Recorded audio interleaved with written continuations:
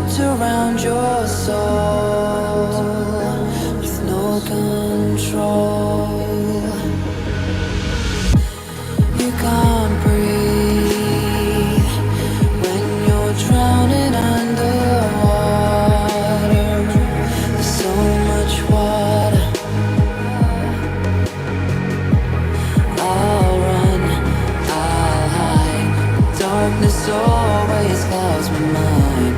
When I look behind, it's moving closer every time.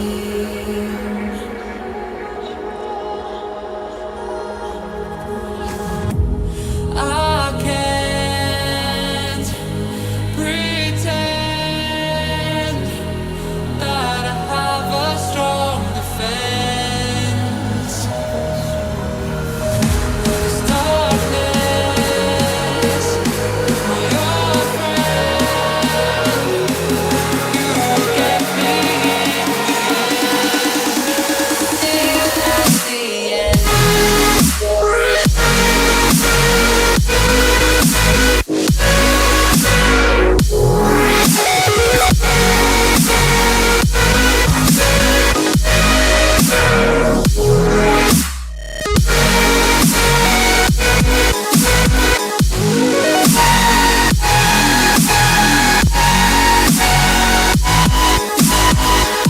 At the end.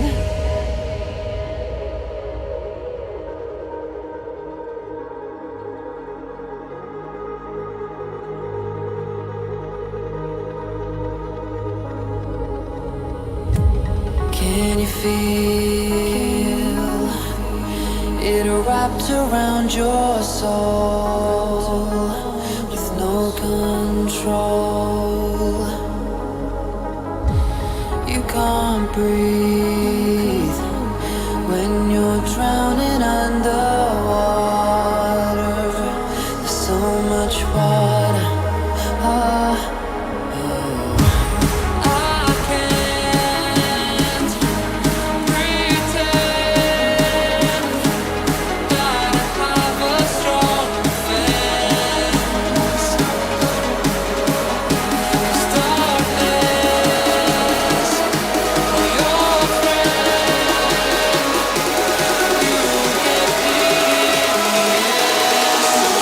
See you at the end.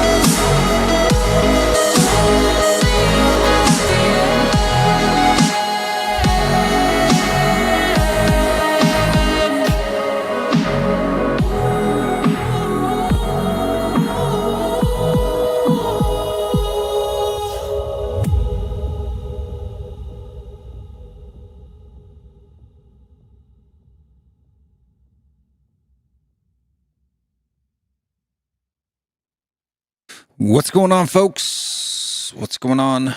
Will Stewart here. I'm here.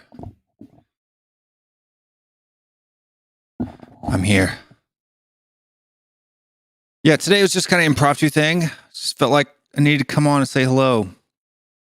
And Tom G's counting it down. Also got a guest in today. This wasn't a official Bald and Bearded Tottenham Boys show. But I figured, why the heck not bring Cody in? He's available, and we're gonna add him to this. We're gonna add him to the stream. Cody Mac did it. Cody Mac did it. Cody Mac did it. Yeah, the baby shark. Arsenal fans are showing us up. How do you mean? They're talking about the protests. I'm guessing they're out there protesting right now. Is that what's going on? Yeah, I think so. I'm gonna see if I can bring it up on YouTube. See if it's any Apparently, they got some pretty good numbers. Yeah, looks like we got Close the Door in here making comments. You have to elaborate, Close the Door on what exactly I was defending. I don't believe I defended anything. I do believe that I was saying how the franchise system works and the risks that it opposes. But I'm not quite sure how exactly I was defending it. Seeing that I said, go protest. Let's just do more.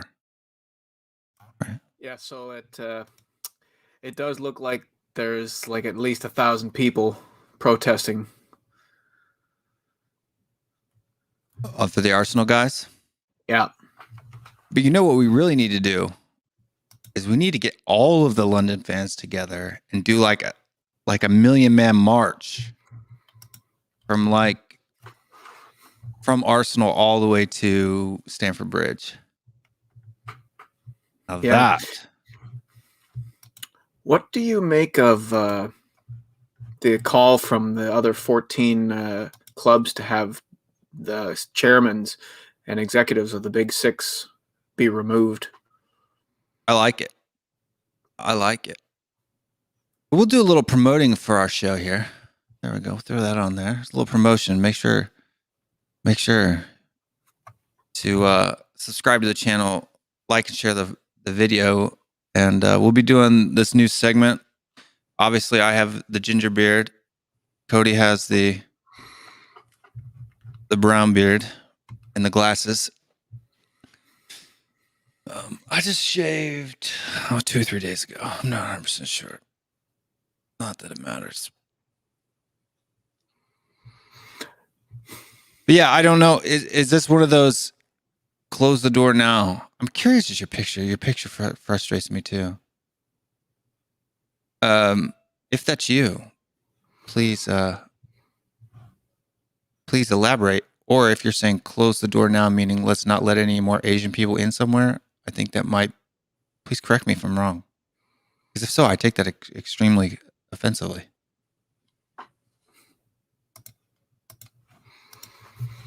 You have to elaborate, close the door now. What do you mean by close the door now?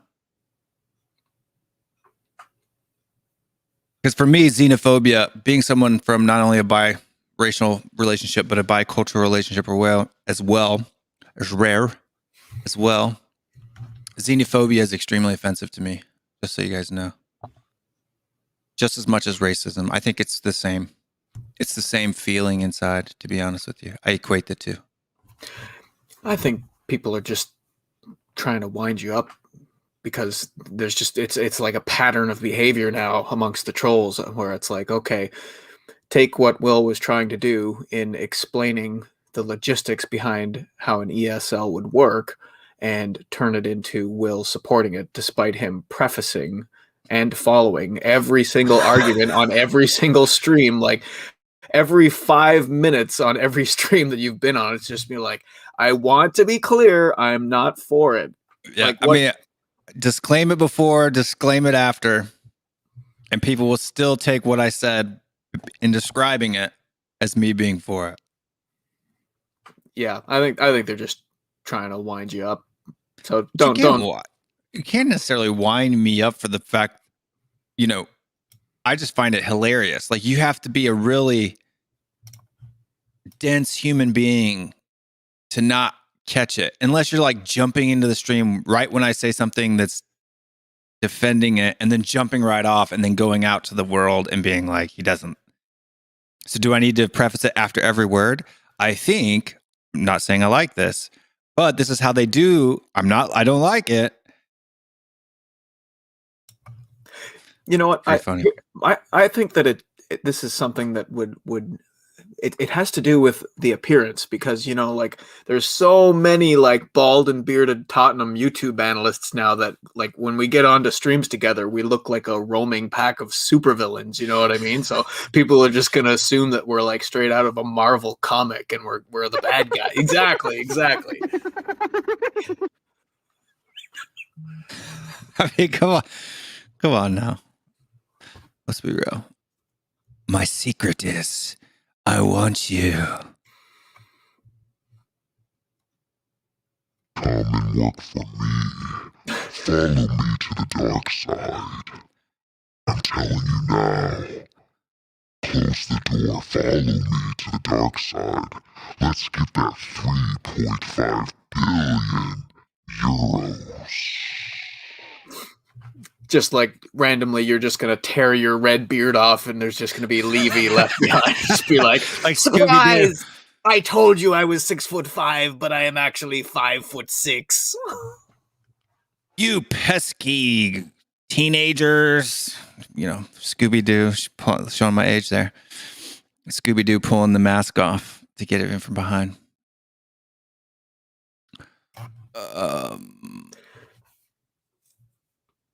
So you didn't like my Chinese proverb on We Are Tottenham at TV today?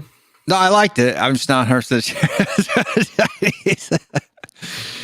Listen, I thought you were the Korean correspondent, you know, like you just completely submarining my Chinese proverb there right after I was on. You got to fight for your right to party. That's right. But anyway, this show is supposed to be Q&A. Not really. What does that mean? Not really. You're the one here with a unusual picture as your YouTube thing within an even more unusual thing. And so for folks that don't know, and now granted, I don't know where in the world you come from, so please verify if you're not trying to intentionally be a troll. Because here in America, especially, or here just in North America in general, I think it also happened in Canada as well. There was this whole thing about banning Asian immigrants into the West Coast, into California, right? You had the Exclusion Act here in the United States. So that's a very sensitive thing. So if that's what you're about, let me know and I'll block you right now. If not, I apologize. But please make that clear.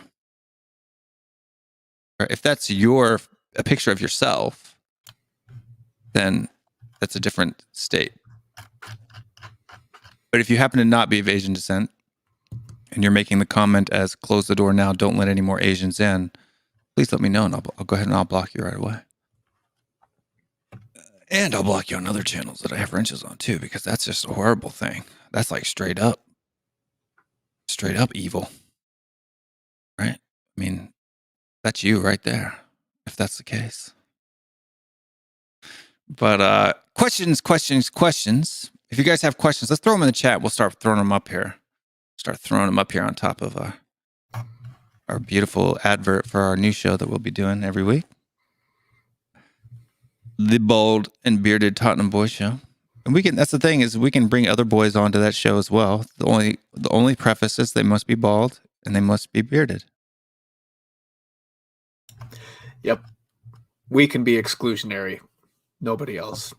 Close the door. If I'm off track, then please let me know how I'm off track. The name has nothing to do about immigration. Then what does it have to do with? Clarify yourself. I'm just asking questions here. Anyway, questions. Favorite player of all time. Who's your favorite footballer of all time, Cody? Favorite footballer of all time. I mean, I'd say because I'm newer to the sport, it has to be Harry Kane. It has to be. If we're talking about like historical figures, like I'm currently like in the process of trying to learn the history of Tottenham Hotspur. I got my hands on this book called The Biography of Tottenham Hotspur, and I got into it last night, and it's going to be really interesting. I think it's going to make me hate Enoch like 100 times more than I hate them all already, because, you know, all the heritage that this proud club has that's being disgraced right now. But yeah, favorite player of all time is a tough question for me since I'm relatively new. But yeah, I would have to say Harry Kane at the moment.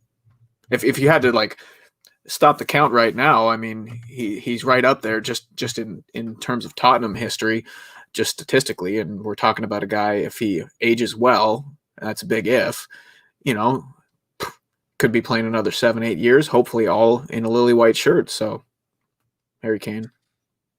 Harry Kane. I hear you. I'm trying to think of who my favorite player of all time is. It's really kind of a tough one there. I don't know if I necessarily have one, to be honest with you. I think for me, I have a couple. I'd have to give Luka Modric a shout out too, just because, like, Smasher, if he's just saying he thinks we'll lose, you don't have to like put him in timeout for that, right? Like if he's a fan of the club and he doesn't think we're going to win, that's a free expression of ideas. What I don't like are people who, like, say for instance, somebody says, calls Cody Four Eyes and mocks him in the chat, right? You can just go ahead and hide those people from the chat. Or if it's a person who's dropping a bunch of comments in there over and over and over and over and over again. Right. So like hate speech ish, xenophobic or racist question or comments, get rid of those. And like just agreement of I think we'll lose this weekend. You don't have to get rid of that. Right? Yeah. I'm not about that. And this is a little off topic, but like in terms of like people questioning whether or not we can force Enoch to sell or Levy to resign or whatnot, this might be like one of those differences in cultures, because you remember a few years back when Donald Sterling was outed with those racist comments, the owner of the LA Clippers. The NBA kicked him out immediately. He was forced to sell the Clippers like within 2 months of that news coming out. So that will give you an idea of like how seriously most good people on this continent take the issues of racism and xenophobia.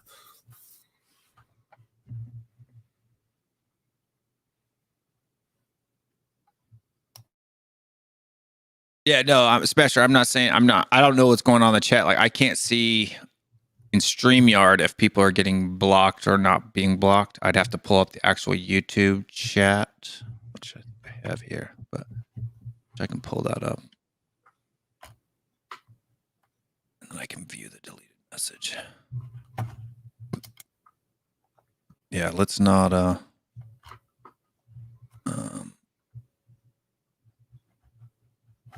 let's not delete necessarily messages that we disagree with, right? Like that's not the point of moderation. The point of moderation is to block content that offensive. Yeah, that's offensive or derogatory or I guess you could say spam oriented. Like if somebody's in there posting 30 different things, but we don't, like if someone says the mods are crap or something like that, we don't need to block that kind of message, right? That's not needed. Yeah, because I don't mind if people disagree with me. Like for instance, if where'd that comment go? If close the door. If you're not that, that's cool. That's good. I'm glad that you're not that. And if you just agree with me or disagree with me on the, like, I guess you could say the facts of the situation, but I don't like where was your first comment here? Yeah, what's in my mind, right? Like you said, I'm secretly for it. So what's going on inside my brain, right? You have this magical power of realizing what is inside my head. Because I'm some kind of evil secret Daniel Levy troll who's gonna get the Oscar for Best Actor when he emotionally broke down and started crying on TV in front of thousands of people. Get me out of here! That's actually your alter ego, Stewart Will. Stewart Will is in favor of the ESL, not Will Stewart. Yeah, it's possible for me to go on. At least I streamed that day probably God, I don't even know how 16 many hours probably. At least 16 hours.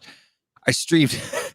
I streamed for at least 16 hours, and said at every possible opportunity that I personally don't like this.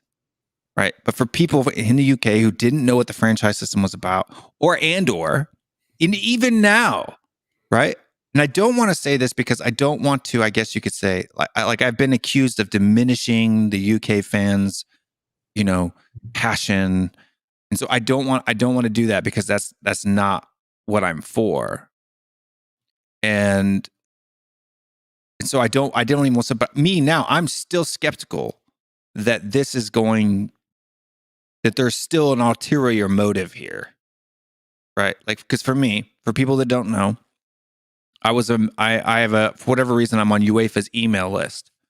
And at 1:15 p.m. Eastern time on the day that everybody started backing out, the email drops on the new Champions League format, which is 85% the ESL, right? Two squads of 10 that play each other, right? 4 of those teams get to be in there perpetually based on their UEFA coefficient for the last 5 years, regardless of what their league position is in the table.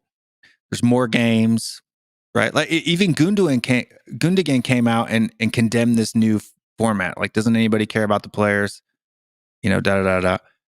And because everybody was so excited that the ESL had been defeated, nobody's talking about the new Champions League format. Nobody. Right? We've just completely forgot that this new format is the exact same thing that the ESL proposed, except instead of 15 perpetual teams, there's 4 perpetual teams. But everything else is the same.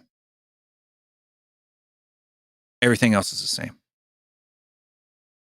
Right? And so for me, my point is just like, hey, right? Let's stay vigilant. Let's do more. And that's why I close the door. That's what I was saying. You got to understand, don't straw man someone, right? If you thought it was a possibility, just ask me, right? Like, here's the perfect opportunity. If you're questioning my motive, ask me to clarify. And you know what? Then I don't have to go on 23 minutes of defending myself, right? And completely side streaming what we were planning on doing today.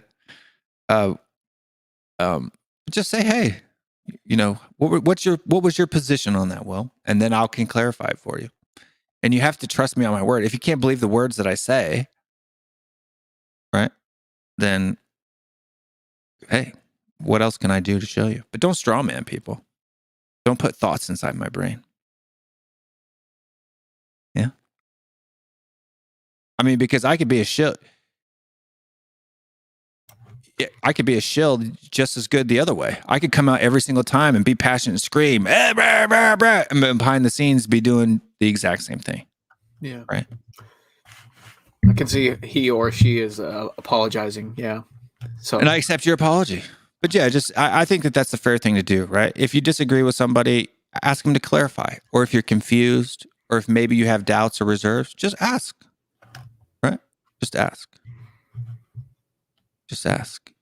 Yeah, you just have to be careful, because it's so easy to just get the wrong idea from someone making a comment like that, because there's just so many trolls out there that are just looking to get, a rise out of someone. And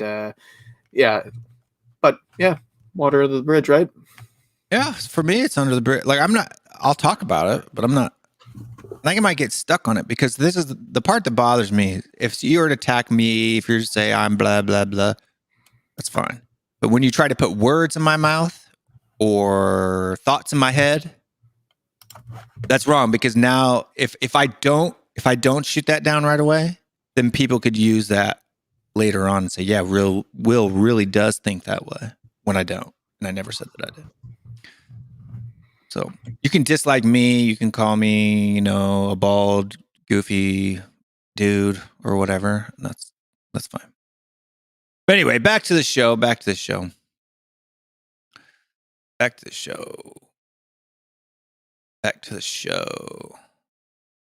Gmar and the Smasher need to both calm down. I love both of you. We don't need to be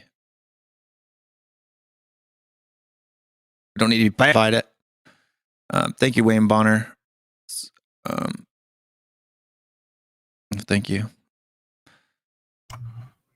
Would somebody ask the question? Whose beard is better? Cody's will. That's tough for me. Cody's is longer than mine. So I think in beard terms that makes it better.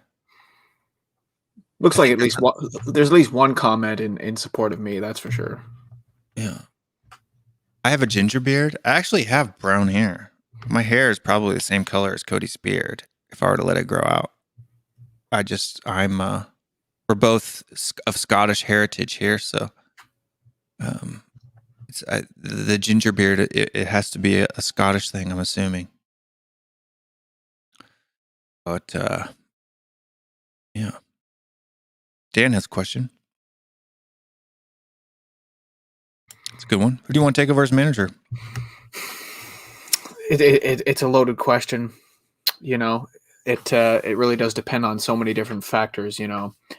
Are we going to be in a rebuilding mode? Are we just going to try and plug a manager into the same hot mess that this squad is? Are we going to be able to move players on? How does the ESL Fallout play out? Are we going to be sanctioned? Are there going to be transfer embargoes? Are the 14 Premier League clubs not going to want to do business with us anymore? The other clubs that are still trying to keep the Super League alive, are they not going to want to do business with us? It really depends. There's certain managers where, in my opinion, if you bring them in, you're bringing them in because there's nothing else is going to change. And there's other managers where if you're bringing them in, you're bringing them in because everything is going to change. So in terms of like who I would want if they were going to bring their entire system with them, I would be totally up for a Julian Nagelsmann or a Ten Hag, right? If you're talking about trying to plug a manager into the existing hole that we have and not really changing the squad wholesale, I would be looking more for like a manager that we wouldn't really place high expectations on, possibly even keeping Ryan Mason, as stupid as that sounds. But I'd be fine with like a Scotty Parker. There's definitely been some reports that one of the biggest fallouts between Levy and Jose was Levy trying to exercise control over managerial decisions. And that's not really that hard to imagine that happening. Levy wanting to play a strong squad against Southampton in order to continue the strong chase for top four. Jose wanting to rest players so that we would be good for the cup final. So, I mean, it really depends. I mean, if this whole thing with 14 other clubs wanting the 6 executives' heads on spikes, if we're not going to be dealing with a Daniel Levy, who knows, But yeah, it's a very loaded question, tough one to answer. Lots of good candidates. I don't know if we are necessarily a great destination for somebody who's trying to build their resume right now, because there's a lot of problems that need fixing. And as we've seen is the pattern for the last 20 years, a lot of these guys do not get a fair run at trying to fix the problems, Jose included. If you're asking me, I'm not necessarily upset that he's gone, but yeah, will be interesting. Are we going to get a Levy puppet, or are we going to get an actual like qualified manager? Yeah, I'm hoping that we get an actual manager. That's for me. Like, I think Gasparini from Atlanta would be a good one. I think he's proved that, he took a nobody team and pretty much put him in, at least it's kind of like, for me, he looks a lot like he's done in Serie A what Pochettino did in the EPL, right? With bringing up a team from, the top 5, 6, 7, 8 spots and kind of getting them into Champions League positions season after season after season with kind of a really young, not very well-known squad, which is what Tottenham was at the time, right? So I think that, he's kind of Pochettino-esque, a little bit of an older gentleman, been around for a while. So I'm not real sure on how his English is, but to be honest with you, I mean, nowadays the squad is so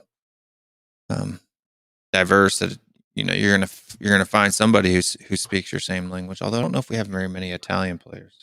I worry that the problems at this club are going to take so much, because we know that it's not going to be like a one transfer window problem that solves this club's personnel issues. So Gasparini, it's like if he's brought in for a 5-year plan, he's going to be 70, 71 years old by the time that is coming up. I definitely don't think that we should be completely dismissing Ryan Mason as a possibility. Not that it would be my choice, but it does seem like Nagelsmann, for example, he made his way up through the ranks. He was a really young guy when he took Hoffenheim from where they were to where they got into the Champions League, And I've said all along about Jose is that Jose manages, he can manage men. And the players are boys now. And who's to say that a player who is a peer still, age-wise, wouldn't be able to reach these guys in a way that Jose could not. Not defending the squad, right? Not actually saying that we should be doing that. I'm just saying it is a possibility. Yeah, no, I think Mason has a key point. But I think, for instance, if you look at Hoffenheim, they were a bottom table side when he came up out of the U19s to manage them, right? So it's kind of like the Pochettino at Southampton scenario, right? That was that move for him. I mean, Pochettino obviously had more experience going to Southampton than Nagelsmann did moving up into Hoffenheim. But for instance, say we were Brighton or Leeds or Wolves or Crystal Palace, even if we're a side like that, and then you're coming up out of the U19s and taking over a job, and then you do well, and then you move on to a club like Leipzig, right? So I think that was a good move from Hoffenheim to Leipzig. My problem is and maybe I'm delusional, I'm seeing us as the move where guys come up, their next move out of a mid-table side, right? If you're a young guy, I don't have a problem with you being young, but even so, like the Brighton manager or even Parker at Fulham, right? I would be far more likely to give him a job than I would Mason coming up out of the U18s for us, right? I think you have to show. The problem with Fulham is that they're probably going to get relegated this season, right? Or they're very close to it. So is that a positive thing? Now, if it would have been like if Scotty Parker would have gone into Fulham and then started moving them up from the bottom of the table up to a number 10, number 7, number 6 spot, then you got to look at him. Like I think like a lot of people have shot down Nuno, but he was a young manager out of Portugal who went into Wolves in the championship side, brought them up through relegation into a Europa League spot, and has stayed there. They're lower on the table this season, but not that much lower. They're not in any danger of getting relegated. So, that's what I want to see. I like to see positive progression. It's even kind of like when I do like player choices. Even when I look at youth sports, if you have a kid that plays in the top team, but he's at the bottom of the team and he's been there for 6 years, but he's still at the bottom of the team as far as the depth chart is concerned. Would you rather have him, or would you rather bring up a kid on the team below who's climbing the ladder? You know what I mean? Like I'd rather grab someone a little bit lower who's climbing the ladder than somebody who's been kind of stagnant at the bottom for a long time. In Scott Parker's defense, after 10 games this season, Fulham were sitting on 7 points, and they did not look very good. They did not look very good defensively, especially. Everybody was kind of writing Fulham off as already having been relegated because they did look atrocious. So have they progressed in the way that you see Leeds United this year in graduating from the championship and then becoming a mid-table squad? No, but I do see that there have been adjustments and changes made in the course of the season that, let's face it, we didn't really see much progression under Jose, right? So yeah, sure. I think it would be an interesting shout to bring. I've said it before, you know, Scott Parker and maybe have Ryan Mason as an assistant and Ledley King. Now you've got like a great triumvirate of Tottenham boys in charge. And that would be very interesting to see how that worked because, you know, the only real legend, and I don't know if you can even call him that, I mean, just because of the injuries and whatnot, would have been Ledley King. He was obviously a very gifted and talented player, but we didn't really exactly win anything with him either. So, you know, it's not the same as like Chelsea bringing in Frank Lampard, for example. Yeah, or Steven Gerrard or something like that, going to Liverpool eventually or something like that. You know, if that's his next stop after, you know, after Klopp leaves or something like that, you know, I mean, that's a completely different thing. I don't really see either of them. I mean, even to the point of Ole Gunnar Solskjaer, I don't think of Mason as being that kind of legend, that club legend. Yeah, he played for the club, but he's not a legend. Neither is Scotty Parker, really. So, you know, and Ledley doesn't have any managerial experience at all right now, right? So I think it's actually pretty rare for it to work out for club legends to go back to their old clubs as managers. It's actually even rare for players of legendary status to be that successful as managers. You know, I feel like maybe it's one of those scenarios where, you know, if you were like a middling talent, like, well, I don't want to be insulting or belittling of Scotty Parker, but if you were kind of like at Scotty Parker's level, in order to function in at the highest level in soccer, you probably had to have a pretty high football IQ. So it's like you see in baseball, catchers make good managers because they understand the game, they understand the strategy, they understand how hitters think, they understand how pitchers think. Yeah. So apparently Bob's in the stream. Bob, if you want to jump on, you can. Just let me know. I'll send you a link. This isn't a bald and bearded show. This is just a Q&A show. We're just promoting the new bald and bearded Tottenham Boys show we've got going on. Just on Bob's comment, what were your thoughts about the reports that the players celebrated when Jose was sacked? Well, I think there were some of them that did. I think that's sad. If that's true, I don't want those players to play anymore. I know Lloris was in that. I don't see why Lloris would be. Why would Hugo Lloris be happy that Jose would be sacked? Jose never treated him with any kind of disdain or disrespect. Yeah, but maybe he threatened to strip him of his captaincy or something. To be honest, I don't like goalkeepers as captains anyway. No, I don't either. But that's what we have. And if some of the negative energy that was being created by Jose within the hearts of these players, it's not hard to picture them going to Lloris as captain and saying, "Hey, you know, can you talk to him? Can we get some order here? You know, can we stop throwing players under the bus in the media? Can we get more communication like directly between manager and player?" So who knows if there was like a confrontation there, if there was a little bit of a power struggle, but it wouldn't be hard to see Lloris in that role being called upon to like confront Jose about it before things got or after things got toxic. Yeah. But I mean, I could definitely see Winks, Sissoko, Dele, you know, those guys. And I think the three that were brought up in that thing was what, Lloris, Winks, and Dele, right? I think was the three that were in that tweet. I'm not 100% sure, but I think that's the case. Yeah, I mean, it's definitely something that you know, I think it's possible. Not necessarily probable. I think it would definitely be probable. I'm sure there were some people that were real happy. I'm sure some people went out for drinks that night and had a good say. But yeah, let's get some more questions up in this thing right now. Let's get another question in here.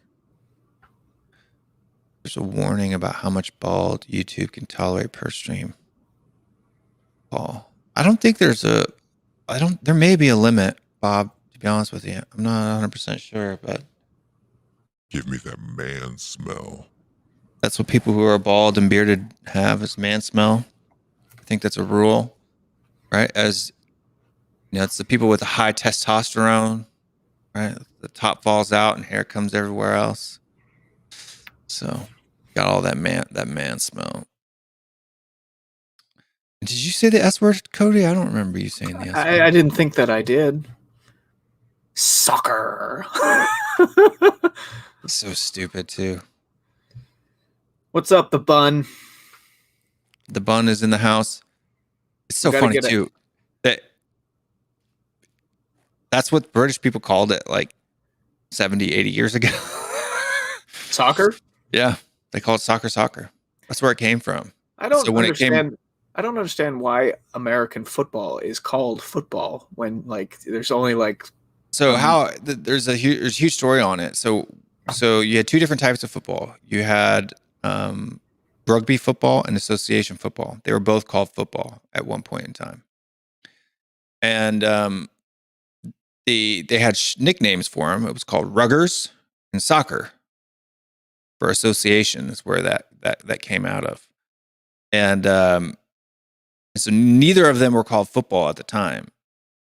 And so as obviously in the early mid 1800s, when the game was, being developed, it was transported out throughout the British Empire and into America. And, so like in Australia, they call it soccer. In America, they call it soccer. Other parts, like in Hong Kong, they called it soccer when they used English. So other parts of the British Kingdom were all called it soccer. And then at some point in time, they kind of separated it to where it was rugby and football, right? And they stopped calling rugby football. They just started calling it rugby. And since American football developed out of rugby, that's why American football is called football. And so this kind of went on two different paths. See, I've seen people on Twitter calling American football hand egg, and I kind of like that. Hand egg, yeah. Yeah, I don't even know why they even called football in the first place. I don't even know why they called rugby football in the first place. Maybe Bobsper can let us know in the comments, or if he wants, he just needs to say, yeah, I want to come on, and I'll send you the link, Bob. But I'm just not 100% sure why they even called rugby football in the first place. What is? When in doubt, ask your elders, right? Is the ESL U-turn big news out there, guys? No, the ESL wasn't even really that big of the news. ESPN FC did some stuff on it. Nobody on that particular show got extremely overhyped. Some people thought it would never happen, but it's not like they did over there where they're like, this is removing the heart of football, right? Like nobody was on it like that. Some people kind of acknowledged and accepted. To be honest with you, and one guy who I'm going to call him out now, and I'll say it because I'm not a fan. Oh gosh, now I can't even remember his name. Fox Sports, the American center back. That's Lexi Lawless. Is that his name? Alexi Lawless, Alex Lawless. I can't remember. Let me look. But anyway, he was kind of like, this could be a good thing. So, what do you think about Bob's question? Do you think the Southampton 11 is the final 11? So, do you think we're gonna have the same squad going into the cup final? I hope not. I'd hope no. I don't want to see Lo Celso start number 10. I don't want to see Lo Celso start if Ndombele is starting. I think that one has to sub the other off at some point in the game. I think if you play both of them, we've seen it time after time. Neither one of them can get through 90 minutes and be effective. So you're burning through 2 substitutions right off the bat. If you put Gareth Bale on, now you're burning through 3. And if you get an injury, now you're having to keep one of those 3 on for the entire game. And we haven't seen any of the 3 have an effective 90 minutes, really. So I just think we were playing so much better when we had Ndombele and Lo Celso being that like for like substitution, where it's like, okay, because if you take Ndombele off in the midfield and you put Sissoko or Winks on, you just lose so much creativity. There's so much attacking intent that goes out the window. There's so much that Ndombele can do to draw defenders towards him and create space in that manner. So I know you didn't like it very much, but I would not be surprised if Harry Winks starts on Sunday. Seriously. I don't want Harry Winks. I don't want, after the comments that Harry Winks made to the press about him wanting, to get playing time so that he can be in the Euros, and then putting in the performances and the work ethic that he had, I don't ever want to see Harry Winks wear a Spurs shirt again. His attitude. I think that kind of gets blown out of proportion a little bit. I don't think. I think the people who take that and read into it that he doesn't care about this because he was thinking about England, I think that's a little bit harsh. Every player, I think it goes without saying that they want to play. They want to play. They want to be on the pitch for their team. It shouldn't really be something that they have to come out and say. I will agree that. Yeah, but the comment wasn't asked. He volunteered the information. Like the question to him in the interview was, do you feel like you're getting enough time? Right. And his comment was, I definitely want more playing time because I want to play in the Euros. It's kind of different than the Gareth Bale, where the loaded question was kind of thrown at him, and then now he has to get his words right. Like, he volunteered the information, and that's the thing that makes it different for me. Yeah, but I still don't think that him saying he wants to play for Euros means that he doesn't want to play for the sake of playing for Tottenham. I see that as an assumed fact, but I don't disagree that, like, if you're going to run your mouth in the media in any way like that, you have to back it up. You have to walk the walk if you're going to talk the talk. And Harry Winks didn't do that. But Harry Winks impacted the game against Southampton. He did. Best he's looked in a long time. We haven't seen him much, but best he's looked maybe all season. Yeah. No, I agree. And there's some comments going on about, like, and this is the thing too that I think people don't understand. Like, send a link, buddy. Have a half hour. Okay, I'll send it to him. All right. Bob Spurs kind of like, surprise. We don't really think of that as an American format. Like, you have to understand, there's no one here in America that's like, franchise sports. We need to propagate franchise sports across the world. Like, no, it's just the way it is. Like, there's no, it's just sport here. It's not like anybody even thinks about it being franchise or not franchise, right? Because we've never had promotion relegation systems in the United States. So there's no thought. It's not like this is some American system that we're trying to propagate across the globe. That's just the way it is. It's like, right? I mean, do you really think about, putting cream in your coffee if that's the only way coffee was ever prepared, right? Like, I mean, it's just not something. Like, for instance, most Americans don't wear pajamas to bed, right? Like, we don't. We sleep in a t-shirt and our underwear. Or the one that gets me is that Americans like to wear shoes indoors. Yeah. I cannot, like, I feel so rude doing that.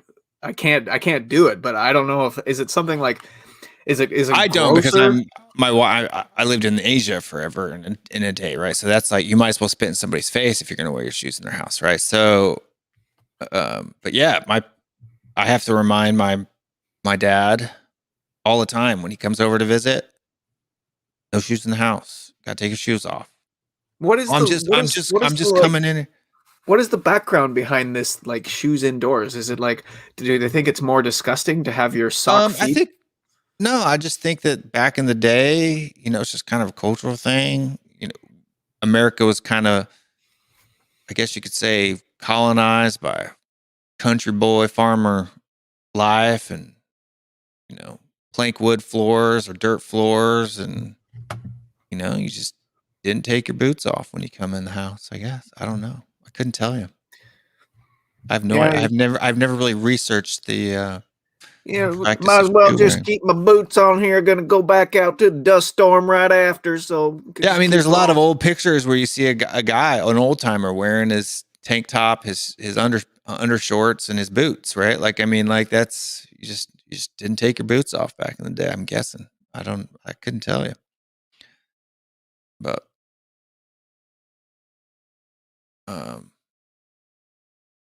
yeah, it's like in Asian culture, you don't bring dirt into the house.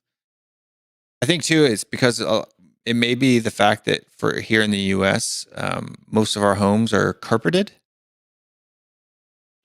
right? So the dirt from the shoe isn't, I guess you could say, it kind of falls down to the bottom of the mat of the carpet, rather than whereas in Asia, most of the flooring is wood floors or hardwood floors or linoleum, right? So that dirt, you can feel it on the bottom of your feet all the time. Yeah, it could be a climate issue as well. Like you've got so many places in the lower states where it's got very dry weather. Like you could never do that in like an Asian country that has monsoon season, or even up here in Canada. We've got melting dirty snow everywhere in the springtime. Like it's just not feasible. It's very clearly not something you would ever think about doing. So yeah, I mean down here what is that? No own door in the U.S. Yeah, so we don't in Korea. They have their floors, their houses are heated through the floor. So it's like kind of like they have a water boiler, and there's pipes that run underneath the floor, and that's how they generate heat in the wintertime. Actually in Korea, most houses don't even have central air. Could you imagine that? They'll have one room with one kind of freestanding air conditioner in the corner. Korean would be kind of similar to Canadian weather, though, right? Like they get a lot of snow in the winter, do they not? Some, not a lot of snow. I mean, North Korea would probably be more similar to Canadian weather, to be honest with you, than South Korea. South Korea is about the same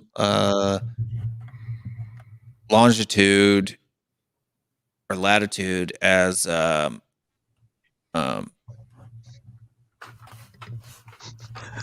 lick our ears, Bob. Lick our Just ears. leave it like that. Just leave it like that.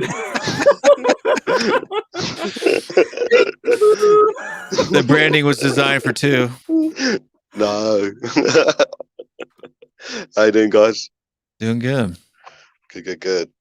I have no idea, before you ask me, why rugby was called. I think it's something to do with football was many sports. We've got, of course, you probably know about Australian rules football as well, which is rugby-esque. And yeah, I think that was it. And because American football changed in about when the Football Association was formed, rugby was already there, because rugby is actually older than football. And the Football Association decided to make a non-handling sport, which was obviously back then rugby, and then it became football. And I think something to do that. You probably get 2,000 comments now saying I'm totally wrong and just a load of bullshit, but that's my brief understanding. I'm sure that's pretty knowledgeable much every show you go on, Bob. Yeah. I get away with it though. Get away with it. Yeah, I'm not 100% sure why they did that, but anyway, so that's why we call it soccer. It's because the British called it. That was their nickname for it. And I think it was probably more, I think the reason why, from what I remember, and I could be wrong, it was after, I want to say in the first, second, or third World Cups when America made it to the semifinals in like 1953 or something like that. Yep. 4. And it was, and also too, the NFL was starting to become popular there, and we were calling that football as well. I Right. think a lot of the Brits got mad at us calling it soccer, and so they started Soccer. calling it football. Football. But yeah, I mean that's why the people in Australia call it soccer, and Hong Kong, and How old were you guys in '94? USA '94, the World Cup I was '94. 14. I was 10. Do you remember much of it? No, No. No, No. because like I you didn't gotta even watch it. understand, when I was No. 10 years old, we got like 4 channels on television, Right. and like you had the bunny ears. I used to watch hockey and American football on like a 10-inch black and white television. You Mhm. know, we literally could not get Premier League football until what? Like I was probably 16 the first Wow. time that I was exposed to it. Mm. Let me see if I can find that. I'll throw it up there. I used to play football, Mhm. and but only for 2 or 3 years. And I don't think I watched the World Cup when it was here ever. What I did used to do is I used to go to indoor soccer was very popular Mm. here when I was young. And I used to go to the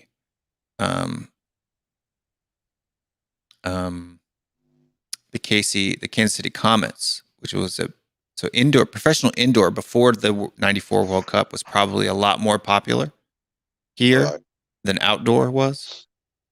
And even today, there's it's not near as popular as MLS now, but there's still a lot of indoor professional teams here in the U.S. Mm. Do they even have indoor professional Yeah. football teams in UK? Yeah, we get tournaments coming on Sky Sports for five-a-side indoor footballs. We've got the legends playing. We've got professional leagues, five-a-side professional leagues. So yeah, it's a big thing. Anything to do with football here, you probably gathered that by now. I don't know if it's But 5. I think it was 7-a-side here. Seven-a-side, yeah.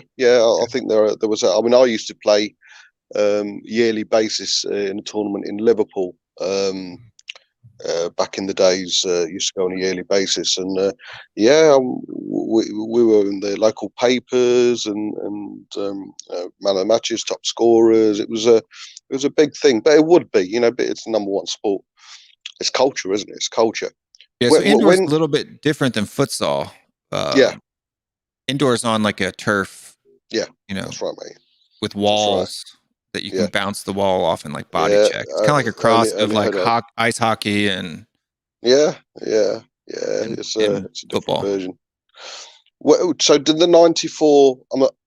It didn't really take off as America expected it then, or did it have? Because your introduction to the Premier League, not Spurs, but the Premier League came a lot later, didn't it? For both of you. Yeah, so my introduction into the Premier League came through international sport, and it came from me being overseas in Korea. Is really where So for in Korea, baseball is the most popular sport, and then football would probably be the second most popular sport. Mm. And so I grew a love for the game based on, I guess you could say, the atmosphere that I felt for my Korean friends. So I started watching the Korean national team before I started watching the U.S. men's national team. Wow. Then I started watching the U.S. men's national team because I'm American, right? So yeah.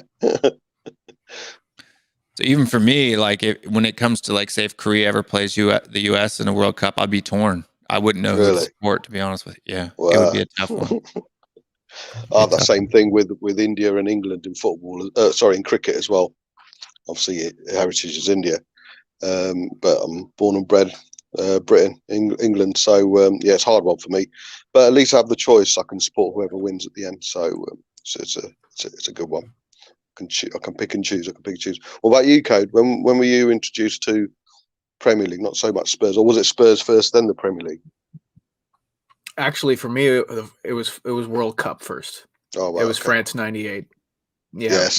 that was, and I didn't really start following Premier League and Spurs for a few years after that, and I got into it in a little bit here and there, and then kind of was at a time in my life where I was off to college and different things were taking priority. I was I was a golf professional in my previous career, so there was not a lot of time to be waking up Saturday mornings to be watching Premier League football. But yeah, France fitting 98. people for clubs. I did that too. I was PJ certified. Yeah. Yeah, man. Yeah. Yeah. Yeah. I still have my card. Certified fitter. Yeah. Yeah, Nice. no, I'm not. I never played to make money. I was always like teaching and working at clubs, and yeah, like you said, fitting for clubs and things like that. But yeah, I still love the World Cup. I mean, how can you not? Just the passion, the quality, the drama, you know, and just world class football every day for like what 16 days in a row, or almost an entire month. And there's quite a few quite a few countries back then that were at the peak as well, the likes of France and the World Cup '98. Who else was good? Italy were pretty good back then. So you know, it wasn't like you were watching average football. You're introduced to proper high quality countries playing. I will never forgive Italy, and I'm not like a big Zinedine Zidane guy, but like. Even though I didn't really get serious about watching football until like 5 years ago, Marco Materazzi's name is etched into my memory because that motherfucker, that guy, whatever he said to Zidane, it must have been something about his mother or whatever, you know, like Zidane is an idiot. Let's not mince words. That guy is an idiot for taking the bait. But I just can't stand that guy. I will always root against Italy. Always. Brilliant. Any Euros? Have you seen any Euros then, or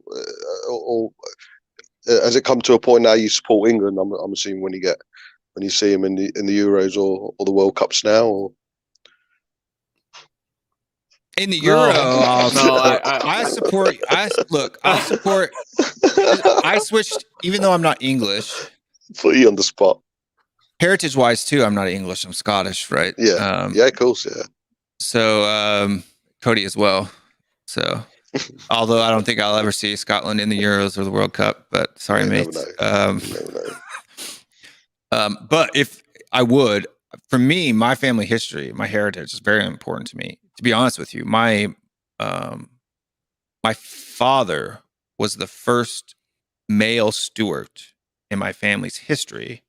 My family came over to the United States in 1710 to escape getting their heads chopped off by their UART cousins. Nice. And my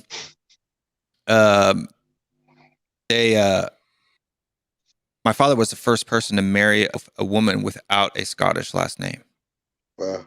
It's like when I got my DNA tested, and I'm like 99.9% Scottish English. So I mean, it's every surname was Humphreys, Graham. I bet. You know, all of that stuff. So Weir. I mean, it was all Scottish last names. Yeah.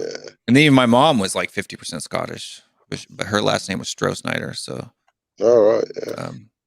So that's German. When it comes to who I support internationally, you have to remember, like, again, I was more into World Cup football. Nice. Before I got into like Jack. You actually look like Jack there, don't he? Jack Konecki? Jack Konecki, yeah. Yeah, he looks like a nice young man. Yeah. My hair color doesn't match my beard, right? Like, people don't believe that I had brown hair. He looks. This kid looks like he could talk for hours about managers, different. Wicked. But yeah, like Bob, when it comes to international football, I was more interested in cheering for someone that had a chance of winning, which is kind of what turned me off to England. Fair enough. I always loved the German national team. Always loved them.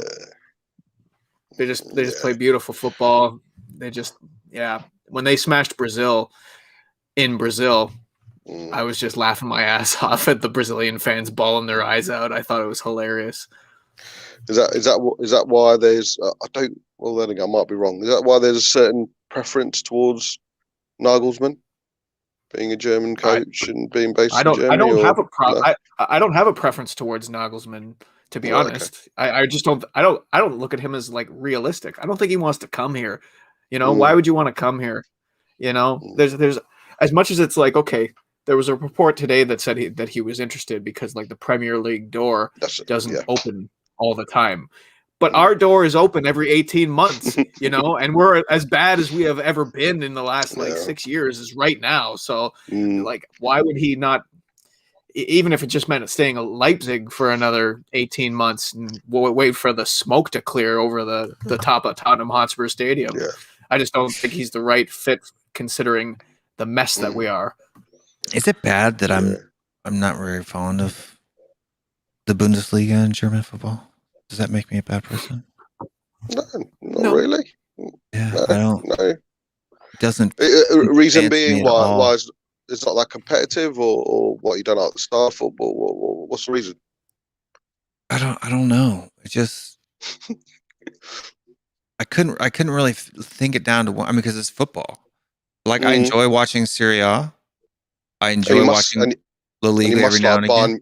Bayern Munich, mate, they're playing some quality football at the moment. Yeah, but I been for can't the last, watch it year and a though. half. Like if I watch it, I fall asleep. Wow. I don't know why. For me, like Crazy. when you have a league where the winner is almost predetermined, it's hard to get up for. You know, it's hard to be interested in Ligue 1 and even the Serie A. Serie A is probably the best of the other leagues. But like Watch leagues Serie A. like Liga and Bundesliga, can't watch it. Is it? I can watch the it's Liga. also not Serie available A. easily for us. Like DAZN doesn't cover the Bundesliga. So here it's on Fox, or actually now it's on ESPN. It used to be on Fox. So Fox used to be the Bundesliga guys. Now ESPN Plus is Bundesliga. ESPN Plus now pretty much I mean, you can watch Australian League A. Yeah. You can watch. Sometimes they even have like the Korean K-League, or even sometimes they'll have like Chinese Super League or Japanese stuff. Like ESPN Plus over here, dude, you can watch dang near anything, to be honest with you. You can watch the championship. You can watch all kinds of stuff. Over here, it's BN Sports carries La Liga and Liga. Yeah. BN Sports, is that the one with Andy Gray and Richie Keys majority on there, aren't they? Yeah. Yeah, they're pretty. I like them. Obviously, they left Sky Sports under a cloud. Well, I was watching. I watched you earlier on We Are Tottenham TV, and obviously we're part of a chat group as well. Are you worried that the majority of the fans are not worried? If you know what I mean, with regards to say a U-turn of the ESL, because are you worried that a lot of fans are thinking that's it, the job is done now? And not realizing. I think that was the intention. That there's a. Oh right, yeah, because you think there's an ulterior motive, don't you? Yeah, and this. I mean, we got to. I mean, in the beginning of this stream too. There was one individual who immediately came in and was like, "I think Will was secretly for it." Just ridiculous. I'm not secretly for anything. I don't keep secrets. I'm a pretty open book. If I like something, I would say it. I'm not scared of my own opinion. Because I said what I said, regardless of what, I mean, I didn't care who it was, if it was David or anybody else. I say what I think, regardless if you like it or not. If I was for that ESL thing, I would say, I think it's a good idea. I think we should do it. It'll get the club rich, blah, blah. But that's not what I think. But I think my whole point in that is I didn't think that in this modern age, with the amount of money that they were talking about, that going out, a couple people in front of the stadium, even what Arsenal was doing today, that would make as big of an impact as it did.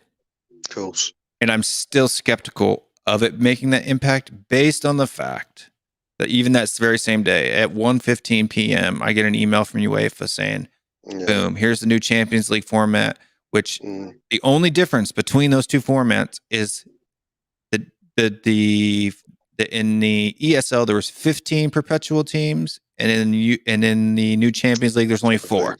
4, yeah. So they reduced the number of teams that will have the opportunity of being it now, and it's not forever. It's based on your last 5 years. Yeah. It's right? an average over the last So 5 years. Yeah. two will be pretty much forever. It's the two that had the best record ever will get to come in, and then Course. two over the last 5 years will get to come in, right? Yeah. Regardless of their position in their league tables. Yeah. Did you see that? Yeah. I don't know how active you guys split are off on into Twitter. 2 things of 10 and go into a knockout round. I mean, it's all the same, right? Yeah.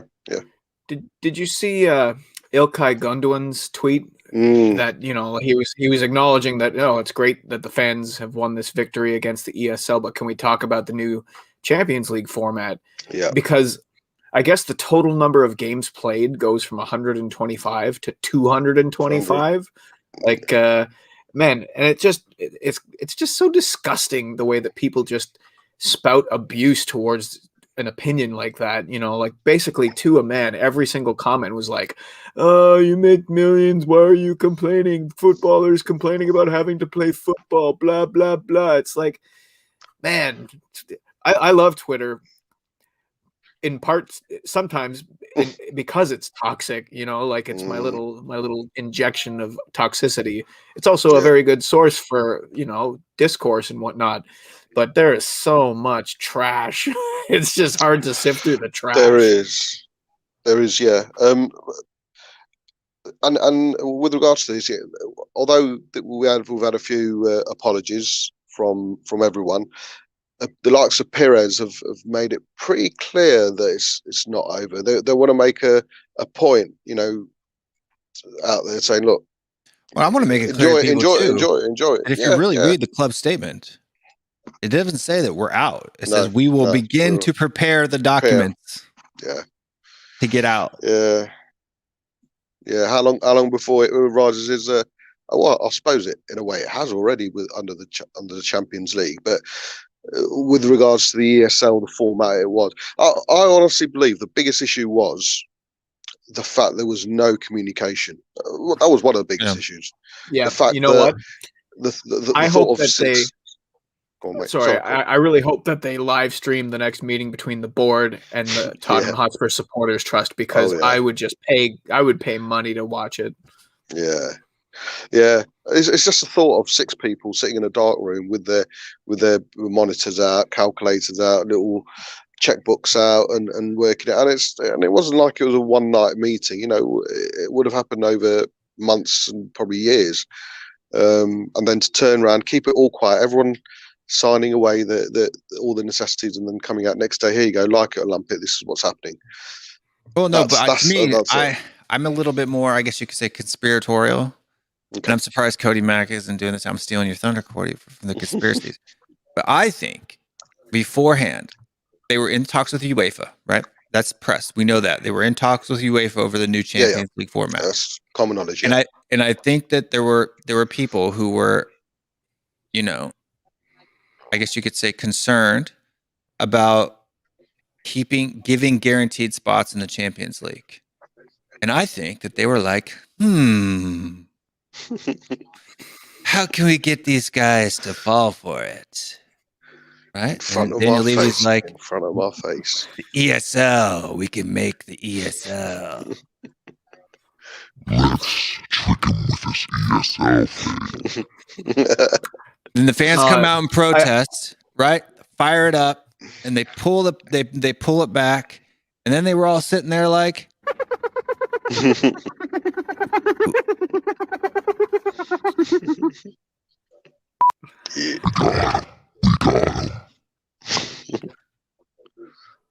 Well done.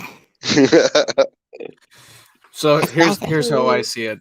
So we obviously watch a lot of kids movies in my house right now, and one of them is The Incredibles. So there is a scene in The Incredibles where the dad is being suspended by electric, like handcuffs or whatever. I remember. And the villain is in the room, and the villain's chickster is right in front, and he reaches forward and grabs the chickster and is like, "Let me go or I'll crush her." And the villain's like, "No, that seems a little dark for you. Nah, go ahead and do it." Yeah. And then the girl just completely slates him after, because she's like, "Next time, gamble with your own life." And that's exactly what's gone on here with the clubs, is that they've taken the fans and the club that belongs to them and ransomed it in order to blackmail UEFA to get that extra money and those extra concessions. And like the more in the hours after the calm down with the ESL being overthrown, it starts. The more you think about it, the less it makes sense. Like, okay, so you're telling me that like 150 Chelsea fans overthrew like a group of 12 of like footballing superpowers in a matter of like 3 hours? I don't really buy it. So wasn't it a case of nipping in the bud because they could see? I mean, 150 could have become 300, 150 times 6, but it just wouldn't have been the 6 as well. It would have been the whole 20 clubs singing from the same hymn sheet. I think it was a couple of things. Number one, the impact on social media was more than what were the impact of the in-person fans and the negative media coverage that was going along with it. And two, UEFA crumbled. UEFA said, "Okay, we'll give you. Oh, look, we found $4 billion extra dollars that we can disperse amongst you. You know, just like I said they would. By the way, just like I said they would. Yeah, you called it. By the way, and people called me an Enix show for it, and then I was for the ESL. I said that one of these parties is going to have to take it up the poop chute and compromise, right? And people thought I was talking about the fans. No, I was talking about. I specifically said in that whole statement that people were, time stamping me on as evidence for Will Stewart being for the ESL. The fans need to give up and capitulate, and that I'm some kind of beta male. I'm sorry, guys, but beta males give me that man smell. Don't have man smell. That's it. I'm gonna go and have my tea now. But before I go, honest predictions, not the heart prediction. Head prediction for Sunday. What are you guys going for?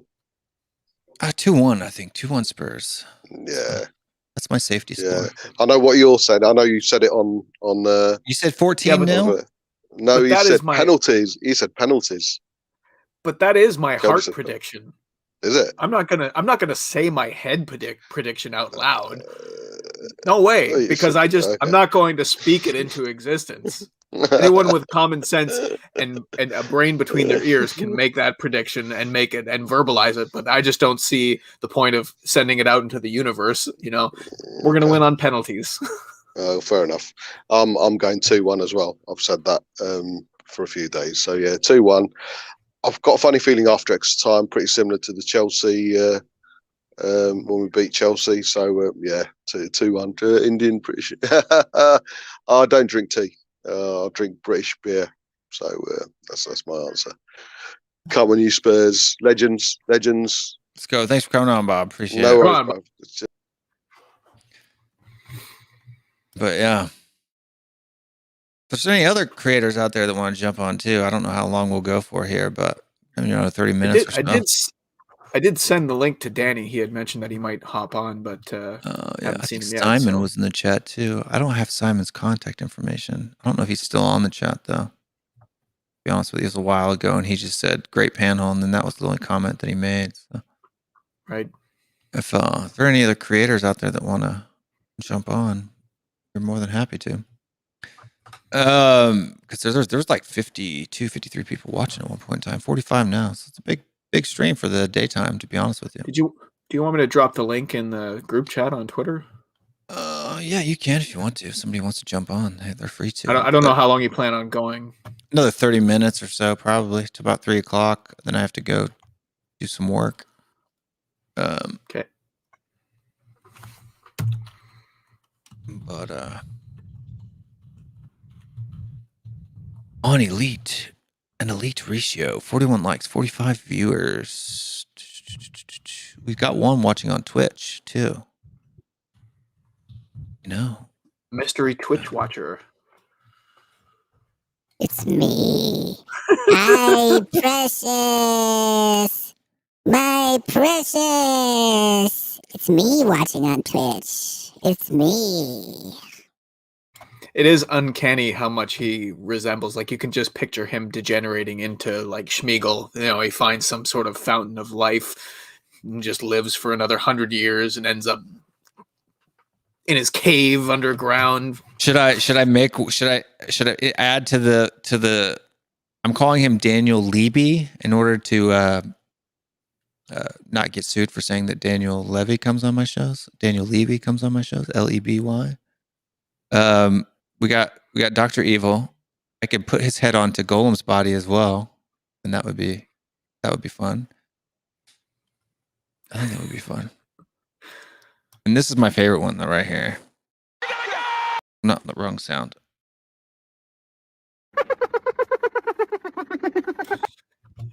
My personal favorite is the clip of Brian Daigle. The Brian Daigle? Daniel Levy, if you're listening, you're a bald. Yeah. Bleep. Yep. I actually had to pull that one out. I still have it on my computer. I just have to go find it again. Let me see if I renamed it. I don't think I did. So who would your starting 11 be, Will? Because I know you don't agree with the Winks shout out. Even though, like I said, that's not. It's like you with the ESL. That's not what I want. But that's might happen. Yeah, which I do all the time. Like when I do predicted 11s, I know a lot of times I give one that I think the manager will pick and the one that I want to pick, right? Just because I'm saying something doesn't mean it's what I want to happen. Okay, so let's say hypothetically, Harry Kane is at 70% going into Sunday. Who would you, Will Stewart, put in the starting 11? What formation? I would put in probably, let's see. I would put in Harry Kane not starting.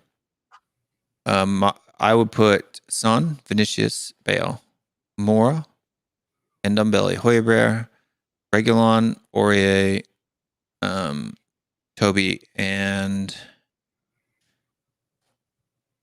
Tanganga. He can play. Tanganga at center back, eh? Yeah. That's what I would play. Even with all the other circumstances, like knowing that Tanganga hasn't played center back this year. Yeah, I think he's more reliable. I really do. I think he's more reliable than Sanchez and Dyer. Did Dyer not impress you against Southampton at all? No, first half, dude. We could have been 2-0 down because of Dyer before halftime. To be honest with you. So same thing as when Sanchez had that little purple patch, but there was a lot of chances that just didn't end up in the back of the net, or the VAR call against Fulham. So hey, Will, he says, what do you think of the Arsenal protests? I think they're great. I never said no one should protest. I never said the fans should give up. Never said that. Cannot find that. When I was talking about people, it was the context of the people in UEFA, EPL, FIFA, right? Those people is who I was talking to. Yeah, I just sent you the link. I don't know if you're allowed to bring up. Yeah, I don't know if I'm allowed to bring that up or not. They may have a copyright on that, especially if it's AFTV that's airing it. Is that who's doing it? No, it's Ruptly, but they probably have a. But it just gives you an idea. Like it's pretty. It looks pretty legitimate. A little Smoke stronger. and fire and banners up on the Etihad. Yeah, that's better. I think this is what I think. If you want to get my comments on protests, I just pulled it up. I have it here in the back. I guess it's from RT. I guess that's news. If it's a news source, I can bring it up for a little bit as long as I'm talking about it and not doing something else like that. But just so folks can see kind of what's going on now. I'll tell you what I think. I think that these protests need to keep going on as long as possible, and that we need to do our part, and that this is not about like Arsenal versus Tottenham. It's not about Manchester City versus Manchester United. This is about football. And when it comes down to it, football as we know it was under threat this week. So we need to put our differences aside, applaud and spread the proper messaging, and get these owners out of the Premier League. And come up with a more sustainable model in which the fans have more of a voice that would make it so that we don't have to protest, because we won't end up in a position where we need to.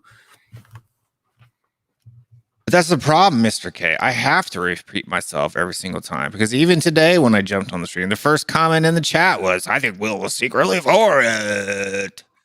But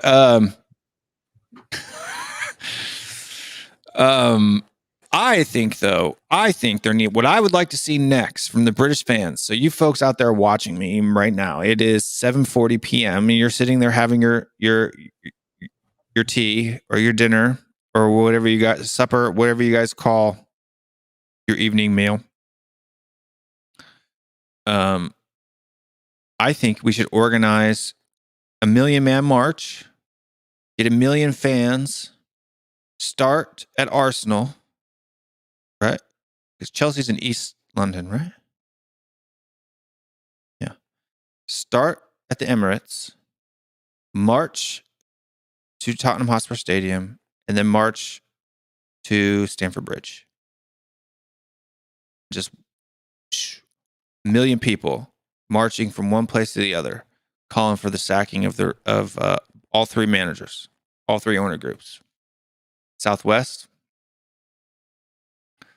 Chelsea is West London. Yeah, sorry. Yeah, so that's that would be 7.4 miles. I'm not a Chelsea fan, so I don't know where Chelsea is. So that's a pretty. That's not that bad. 7 miles. It's doable. Yeah, it's doable. It would only take about 2 hours. Yeah, I 2, think 3 if hours? you started at Tottenham Hotspur Stadium, I think it would be a little bit longer.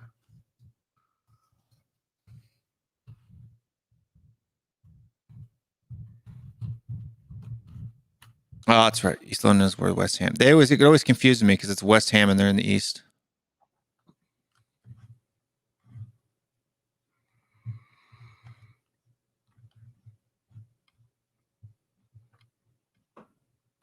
Yeah, so if you would want to start at Tottenham and make your way to Chelsea.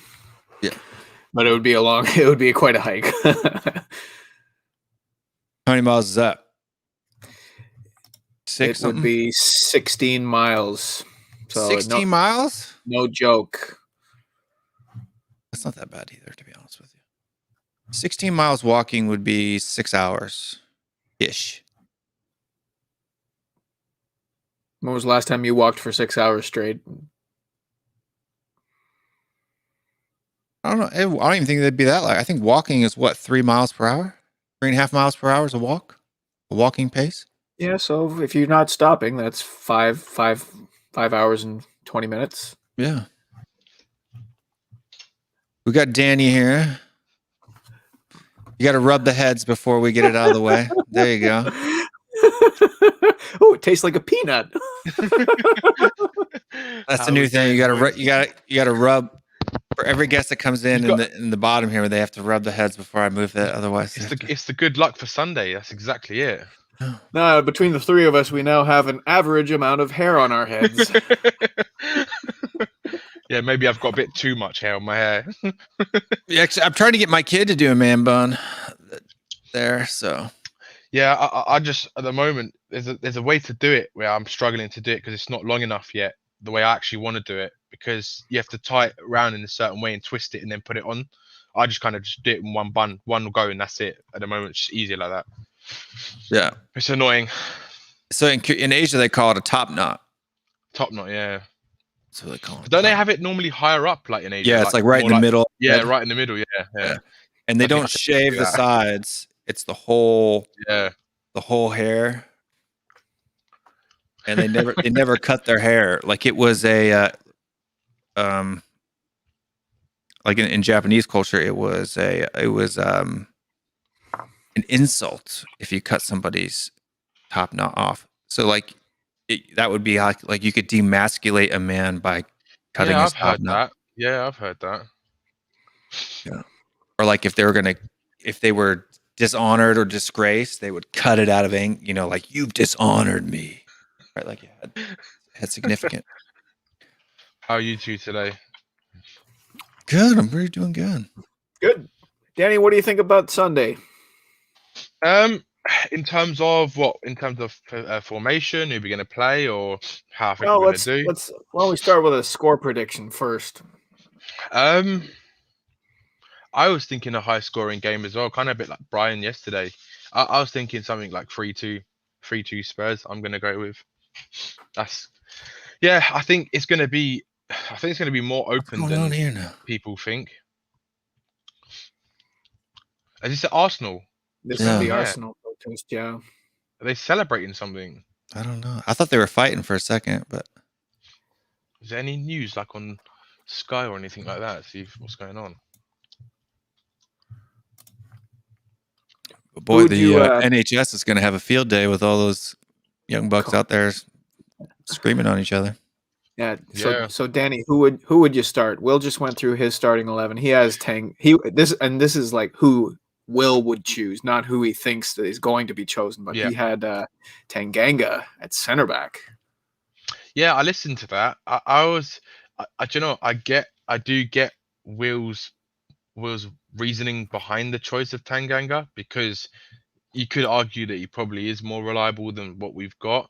But I'm kind of agreeing with what you said, Cody, about he hasn't really played centre back all season, and to put him in as a centre back in a cup final where he hasn't played centre back really, the only time he played centre back I think was in Europa League with Sanchez, I think it was against who is it? I can't remember who it was against now. But that's the only time I've seen him as centre back all season, and I probably wouldn't want to risk having him there as the centre back for such a big game like that. So, if Is it was weed me, legal in London now? no, unfortunately not. Well, there's a bunch of people in that crowd smoking right now. Oh, there's always people smoking weed in stadiums. You get it all the time, everywhere, inside, outside. Whenever you're walking up to turnstiles. Oh, they got a dude literally on camera on Rupley, like he's like, Oh yeah, they're always doing it. They're always doing it. If you're walking outside the ground, like if you're going to Tottenham, or if you're when we're at Wembley as well, you can always smell it. As soon as you get outside, or when people go to the toilets and they light up in there. The funny part is Always. you got police all around, and I guess they just don't do anything. They just don't care. No, I don't care. There's too many fans, and they're going to stop someone because they've got a bit of weed. It's Yeah, like, here it's in one of those- America, you'd have cops with, shooting tear gas Yeah. and at you and all Yeah, of kinds course of they stuff. would. But I think it's like if it's one of those things where if you're unlucky to get caught, then you're unlucky. But most of the time, you probably wouldn't get caught. Yeah, even here in America nowadays, in the States, it's Yeah. not where it's not legal. As long as you don't get caught, they're not really gonna come Yeah, find they're you. not too fast. Yeah, it's like when cops have got nothing better to do than going to find out and just Yeah. If they Just stop. smell, like if they pull you over, like if it's one-on-one, like if they pull you over in your car and they can smell in the car and it's not legal in that state, then they might do something simply because they're there and they've got you there. yeah, exactly that. But I mean, if you're like, nobody's coming to your house to look for you to do it, right? So No, of course not. Not unless you're like selling with intent or something like that. yeah. But yeah, I think he's going to go with probably the same sort of formation. I think, and the same team as Sunday, on Wednesday, because I think that was kind of his preparation kind of game for that as well, to kind of see how that team did, how I feel about it. I think the only person he may change is Kane, and if I was going to take anyone out of that team, I've been waxing this for ages, Cody, as well. It'd have to be Lo Celso, because I think right now he's not at that match like sharpness that we expect of him. Like he's just not. You saw it again. He was a lot of sloppy passing, and he just looked a bit lethargic. He didn't look like the sprinting and sort of sharp finesse kind of Lo Celso we have seen before. And I think I would rather him come on as a sub, like for Ndombele, because we all know that at some point during the game, whether it's 2 minutes in or 5 minutes in, he's going to be out of breath. So he's going to be like pushing himself to his limits, and he will need to come off at some point. And I think to replace him I'd rather him, Lo Celso, than Winks, for the replacement of him. So I would start. So if Kane is going to start, I would start him up front and Lucas in the number 10. unless he's going to go for like a 4-3-3, which if he does, then I'm not sure who would put else in the middle. I think he could even go Winks, Højbjerg, and Ndombele in the middle if he's going to go 4-3-3. But it all depends on what he's going to go. For me, so my choice would be a 4-2-3-1, and I'd go with Aurier. So Lloris in goal, Aurier is right back. I'd probably stick with the same centre back pairing with Dyer and Alderweireld. I know I don't really want Dyer because I absolutely hate him, but I'm going to go for him just because he had a decent-ish game on the other day. Left back Reguilon, that speaks for itself. The two midfielders in the double pivots, again, Højbjerg and Ndombele. And then right wing Bale in the number 10, Mora on the left, Son, and then Kane up top.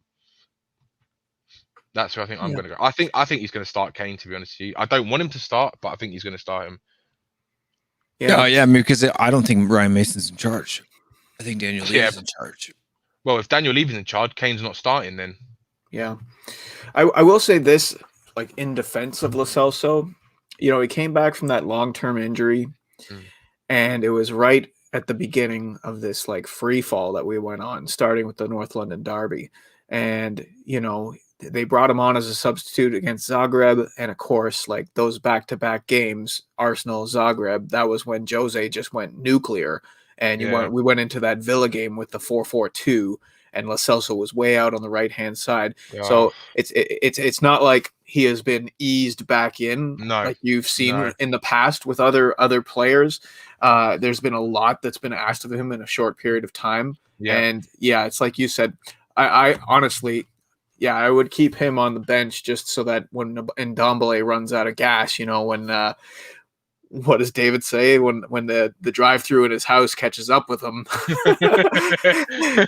you've got like a like-for-like substitution to make, because when you don't have when you have to take an Ndombele off and bring Sissoko on, it just takes away so much of what we can produce in that midfield. So I don't want him. I don't want Sissoko playing in that game. I'd rather not have Winks playing.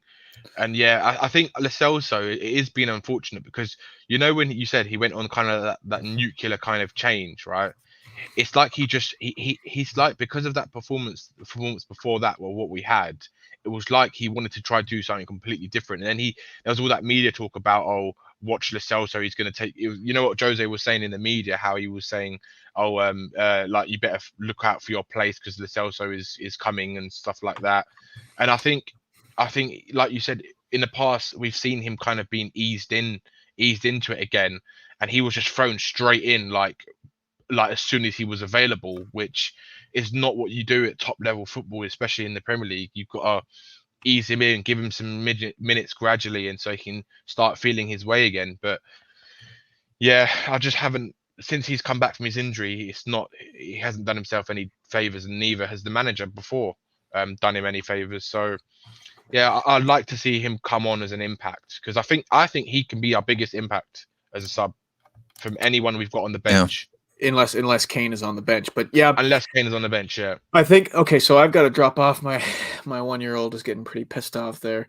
But I will say that I think that it's probably the same starting 11 that we saw against Southampton, just because I don't foresee Kane being ready enough to come on and start. I think we're going to look for him to come off the bench to provide that attacking threat if we need it. I do think that the back four stays the same. I mean, I think the whole 11 stays the same. Yeah. And really, you can't really blame. I know that at the time it was like, why is Dyer starting against Southampton? Yeah. But it does make sense. It does make sense now because, Rodon is cup tied, and we saw what Sanchez did in the second leg against Manchester City at the Etihad. Gundogan just absolutely owned him.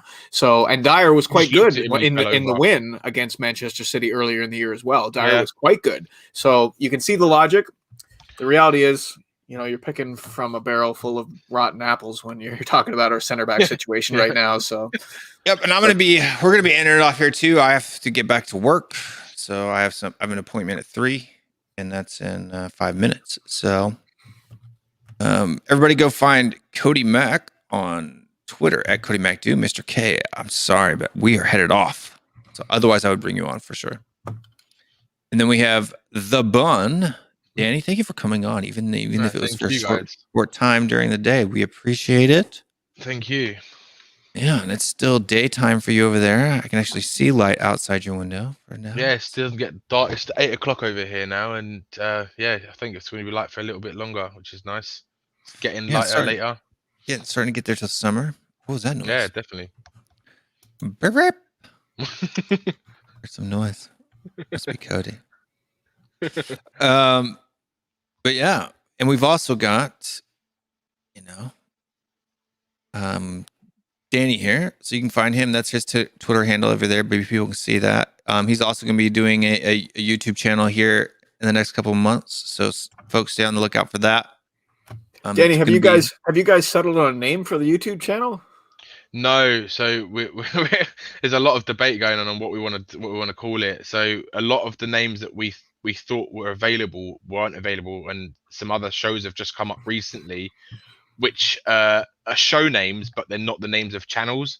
But it's difficult to call it what we actually wanted to. So there's a few names we've got down. The Dirty Six, because you guys were all fans of the Dirty Six.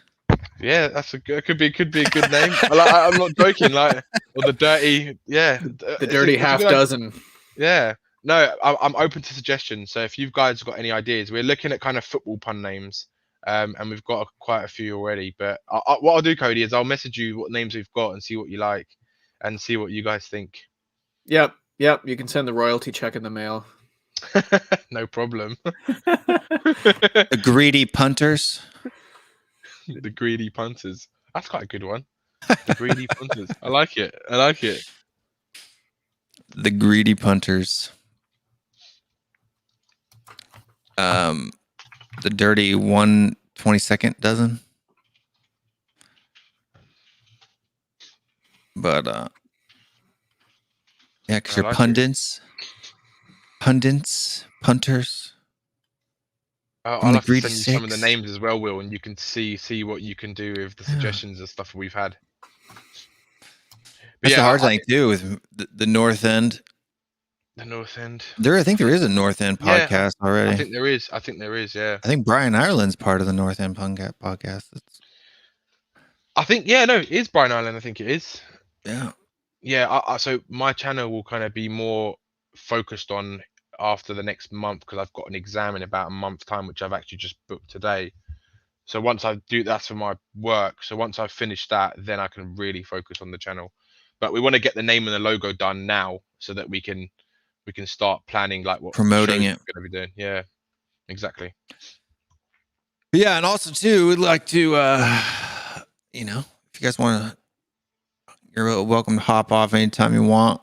I'm gonna do my closeout here. So thanks for coming on. We'll see you next time. Make sure you can rub the heads again one more time. Make sure you guys subscribe to the channel, so you can catch the Bald and Bearded Tottenham Boys show. Danny still has a few years before he goes bald, and he's got the beard down, but he'll need to lose some of that hair. I don't know. Is male pattern baldness a thing for Greeks, or is it not? Some cultures don't have it. No, there are quite a lot. Like my sister's boyfriend's family, his dad's bald, and he's gonna. I think his older brother started to get a bit of a bald patch, and I think he will as well. But I'm lucky in my actual direct family, the people have always had a very good hair and into their late sort of 70s and 80s. So I'm quite lucky in that respect, hopefully. Yeah, me, if I let mine grow out, there's still hair, like even here. You hear it? It's just there's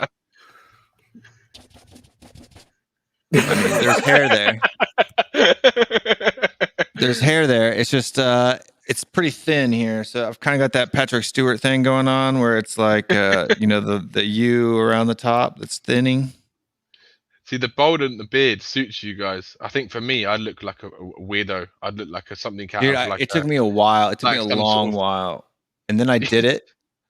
And now when it grows back in, it's so thin until it gets to a certain length, right? And there's enough hair to kind of fall over itself.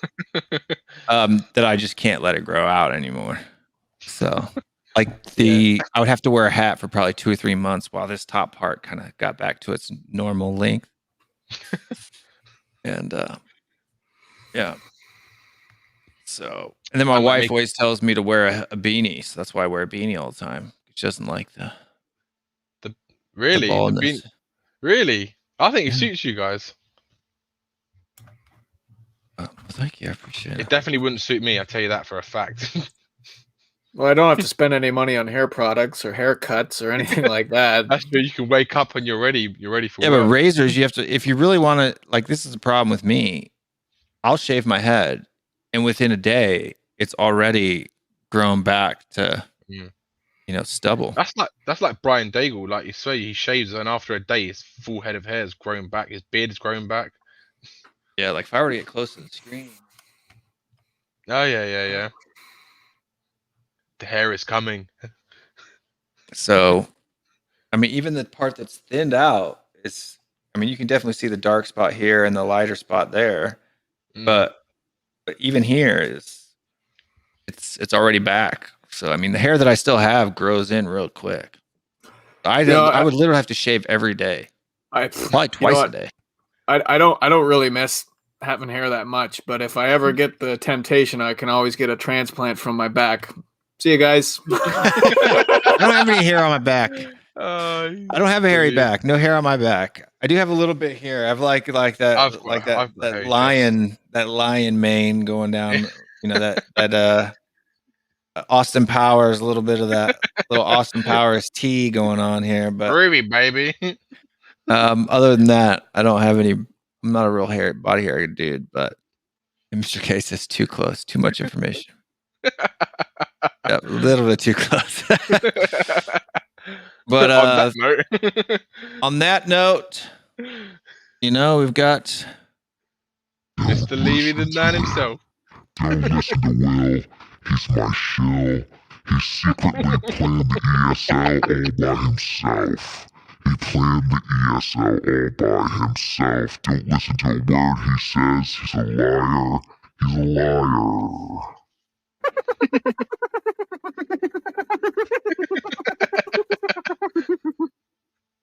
Oh, that laugh. That's for everyone else. Gotta turn that off. I forget to turn it off sometimes.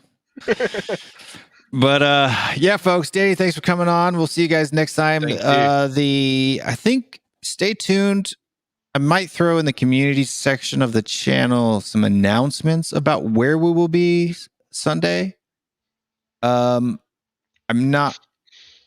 don't think I'm going to do a pre-match show for that one, but we will be going live. We'll have the 8-hour super stream. Brian Daigle will stay on all 8 hours with me if we win. If we don't win, we'll still be doing a stream Sunday night after the match. It just may not be 8 hours. Who knows? We may be so angry that it does end up going 8 hours. But that's where we'll be. Check out Danny on Twitter. Like and subscribe to the show and share it with your friends. Also too, got the new show here. I can always that way because mine flips so that you can read the letters, right? So for me, like when I look at the screen, it's over there. So yeah, my camera does. I can't. Yeah, there we go. Yeah, so I have to do it that way. But the new Bald and Bearded Tottenham Boys show with Cody. Make sure to subscribe. Everyone subscribe, please, because this guy is genius. And then Cody, like and share with your friends. Please do it, guys. These two boys are absolutely brilliant and entertaining to watch. So you have to do it. Yeah. And there's my cute face again. There it is. Oh, such a cute kid. It does actually look like Jack Kinnicky, though. It really does look like Jack Kinnicky. Except he's got blonde hair, though. Jack's a blondie. See, I had blonde hair when I was a kid, like when I was about that age. Yeah, I had really blonde hair. And then as brown hair. Darker. I've got really, really dark brown hair now. Yeah, you can tell it was sunny in that picture, right? I'm like squinting. It's a good picture. But Yeah, those kits back in the 80s, they were pretty fashionable, I do have to say. But yeah. All right, guys, I'm out here. You guys have a great one. We'll see you next time on Q&A with Will Stewart. And this, you are watching THFC Rants. 1, 2, 3, 4. Let's go now.